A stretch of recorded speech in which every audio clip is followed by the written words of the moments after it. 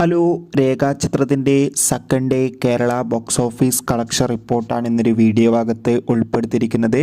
വീഡിയോയിലേക്ക് മുൻപേ video like ചെയ്യുക, ചാനൽ സബ്സ്ക്രൈബ് ചെയ്യുക. ഈ വരുന്ന ജനുവരി മാസം ഇനിയും അങ്ങോട്ട് ധാരാളം ചിത്രങ്ങൾ OTT റിലീസ് ചെയ്യും. നമ്മുടെ ചാനൽ ഭാഗം പരിശോധിച്ചാൽ നിങ്ങൾക്ക് കാണാൻ വേണ്ടി സാധിക്കുന്നതായിരിക്കും.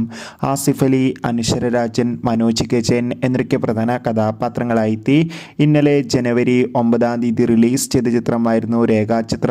ചിത്രത്തിന് ആദ്യ ദിവസം അതിഗംഭീരമായ പോസിറ്റീവ് റെസ്പോൺസ് ആയിരുന്നു ലഭിച്ചിട്ടുണ്ടായിരുന്നത്. അതോടുകൂടി തന്നെ രേഖാചിത്രം എന്ന ചിത്രത്തിന് ഇന്നലെ ആദ്യ ദിവസം കേരളത്തിൽ നിന്ന് 2,05,00,000 രൂപ കളക്ഷൻ നേടിയെടുക്കാൻ വേണ്ടി സാധിച്ചിട്ടുണ്ടായിരുന്നു. ഇന്ന് രണ്ടാം ദിവസമായ വെള്ളിയാഴ്ചയും ചിത്രത്തിന് അത്യാവശ്യം മികച്ചൊരു ബുക്കിംഗ് ആണ് കേരളത്തിൽ നടക്കുന്നത്.